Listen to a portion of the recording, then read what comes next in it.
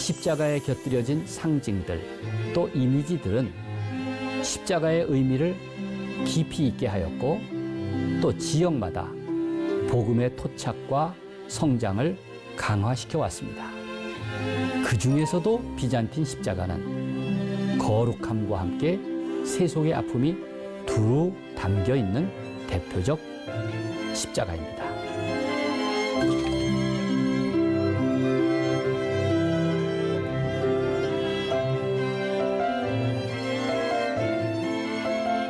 신앙의 원형은 세월이 가도 결코 변함이 없습니다. 그 대표적인 것이 십자가이며 전통적인 예배의식과 신앙 고백입니다. 그런 점에서 정교회는 자신들이 정통 교회임을 자부합니다.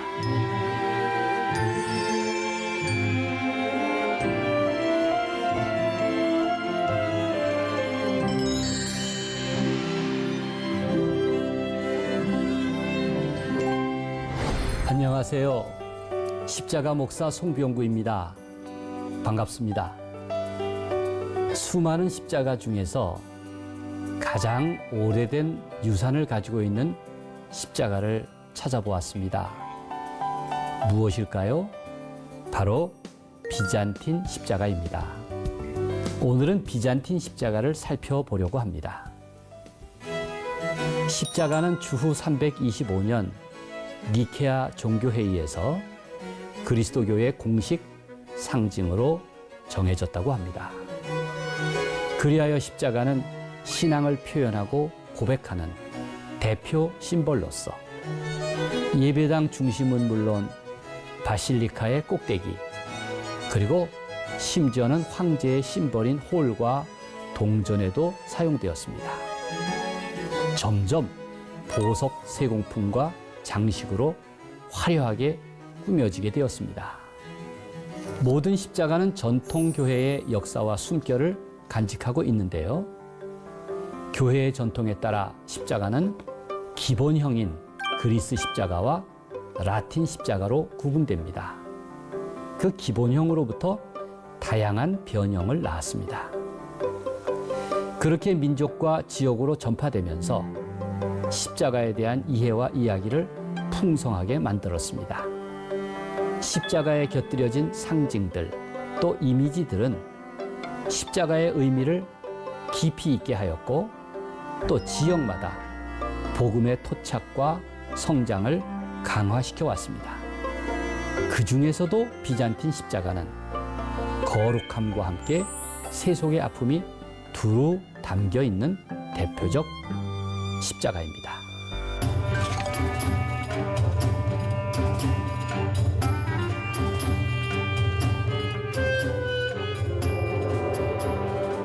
예로부터 비잔틴 제국은 스스로 인간이 사는 땅을 지배할 의무가 있다고 여겼습니다. 비잔틴 사람들은 이러한 세계를 오이쿠메네, 곧 사람 사는 온 땅이라고 불렀습니다. 이론적으로 비잔틴 세계관에 따르자면 외국인은 존재하지 않는다고 볼 수 있습니다. 십자가의 미학은 역시 동방교회에서 더 깊이 있게 드러납니다. 여기 소개하는 천년의 자취를 지닌 비잔틴 태생의 십자가는 그 만듦새에서부터 아주 고졸한 느낌이 풍겨나지 않습니까? 비잔틴 십자가는 동판을 투박하게 오려낸 흔적이 역력합니다. 아직 쇠를 세련되게 다루는 기술이 부족해서일까요? 전체적인 화려함에 비해서 마무리가 좀 거칠게 보입니다. 비잔틴 십자가는 신앙의 속살과 역사의 겉껍질을 함께 간직하고 있습니다. 십자가 전면에 드러난 푸른 빛의 이끼와 연노란색의 녹은 빛바랜 정통교회의 연륜을 느끼게 하는데요. 그 세월 속에 보스포러스만의 바다색과 옛 콘스탄티노플 성도의 장엄함이 묻어납니다. 비잔틴 십자가는 그 기본형이 그리스 십자가인데요. 그리스 십자가는 가로와 세로의 길이가 같은 더하기 표식입니다. 그리고 십자가 끝을 꽃봉오리 모양으로 꾸며서 삼위일체를 고백하고 있습니다. 십자가 네 귀에 달린 8개의 원형은 깊은 경건을 강조합니다.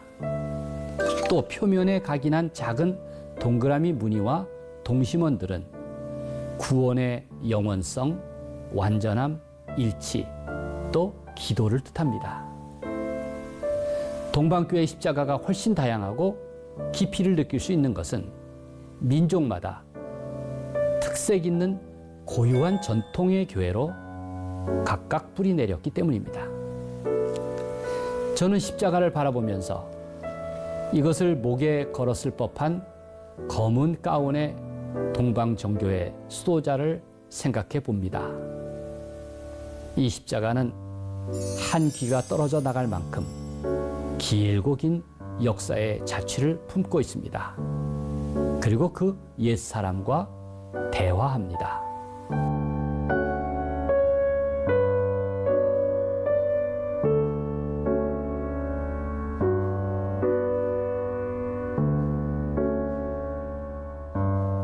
저는 비잔틴 십자가를 수집하면서 다양한 십자가가 있다는 것을 알게 되었습니다. 비잔틴 십자가에서 가장 많이 볼 수 있는 것은 목걸이들입니다. 크고 작은 목걸이들이 제게 다가왔습니다. 유물처럼 수집해 놓은 것을 보면 참 신비감에 젖어듭니다. 또 십자가 중에는 반지들이 있습니다. 반지들에 새겨놓은 비잔틴 십자가를 보면서 그들의 사랑을 생각해 봅니다.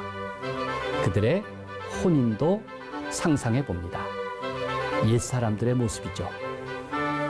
그리고 소피아 대성당 벽에 그린 성화처럼 돌에 그린 이콘 조각들도 수집할 수 있었습니다. 지금도 이스탄불 바자르에 가면 이런 가죽 성경 십자가를 볼 수 있습니다. 그곳에서 만난 것은 정말 놀라운 발견입니다.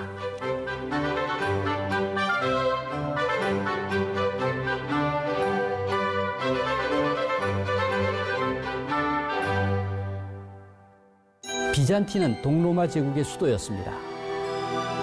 로마 제국에서 그리스도교를 공인한 콘스탄티누스 황제는 로마에서 동쪽 보스포러스 해협으로 수도를 옮기면서 이름을 콘스탄티노플로 고쳐 불렀습니다. 콘스탄티노플 교회는 당시 예루살렘 교회, 로마 교회, 안디옥 교회, 알렉산드리아 교회와 함께 초대 교회의 5대 교회로 성장했습니다. 그런 동로마 제국은 1123년 동안 역사를 이어오다가 1453년 이슬람의 침략으로 비잔틴이 함락되면서 멸망하고 말았습니다. 이슬람의 정복자는 술탄 메메트였습니다. 정복자들은 성 소피아 교회를 이슬람 사원으로 개조했지만 그럼에도 공식적으로는 콘스탄티노플의 동방정교회의 지위와 총대주교자의 존재를 인정해 주었습니다. 따라서 비잔틴에 있는 동방정교회는 신앙의 맥을 유지할 수 있었고 그 역사가 오늘 이스탄불에까지 이르게 된 것입니다. 현재 튀르키예 이스탄불에 있는 정교회 교인 수는 겨우 3,000명에 불과하다고 합니다. 그럼에도 이스탄불에 있는 총대주교자 교회는 콘스탄티노플 교회의 역사성을 이어옵니다. 세계 15개 국으로 분립한 정교회의 총본산 역할을 하고 있는 것입니다.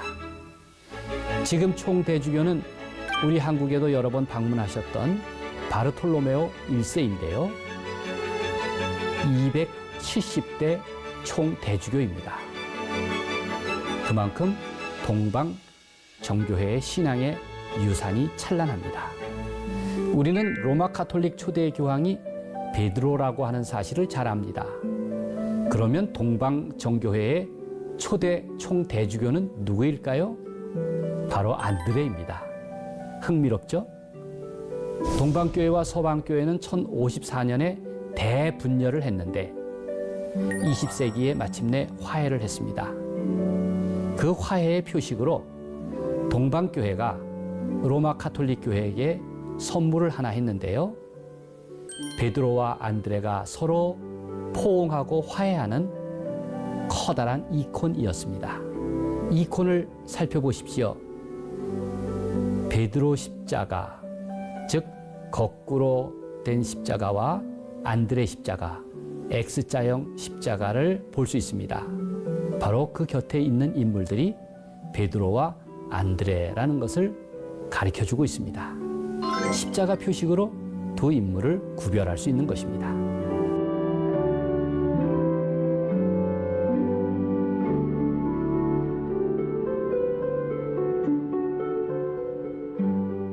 튀르키예 이스탄불에는 남대문 시장보다도 큰 그랜드 바자르가 있습니다. 중동 지역에서 대표적인 시장이죠. 이곳은 유사일에 동서대륙을 연결하는 관문으로 평가받고 있습니다. 아시아와 유럽을 연결하는 실크로드의 경제 벨트를 잇는 중요한 고리 역할 때문인데요. 제가 이슬람의 나라에서 어떻게 비잔틴 십자가와 그리스도교 유물을 구할 수 있었을까요? 이런 생각이 들었습니다. 아, 나라는 바뀌어도 시장은 변하지 않는구나. 그 증거처럼 느껴졌습니다. 바뀌지 않는 것은 시장만이 아닙니다. 신앙의 원형은 세월이 가도 결코 변함이 없습니다. 그 대표적인 것이 십자가이며 전통적인 예배 의식과 신앙 고백입니다. 그런 점에서 정교회는 자신들이 정통 교회임을 자부합니다. 이스탄불에서 동방정교회 총본산을 방문한 일이 있습니다. 그곳에서 점심 식사를 대접받았는데요. 식사 전에 주기도문을 암송했습니다. 재미있는 것은 주기도문을 암송하기 전에 사제가 먼저 이렇게 선언했습니다. 오 주님, 우리를 용납하옵소서.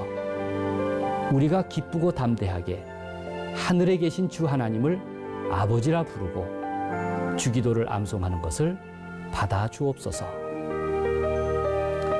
저는 고민하고 있습니다. 어떻게 하면 한국인 고유의 신앙의 모습을 십자가에 담아낼 수 있을까 하고 말이죠. 여러분이 생각하는 우리 고유의 십자가는 어떤 모습일까요? 이러한 고민이 비단 저뿐이 아니라 우리 그리스도인 모두의 고민이 되기를 기대합니다.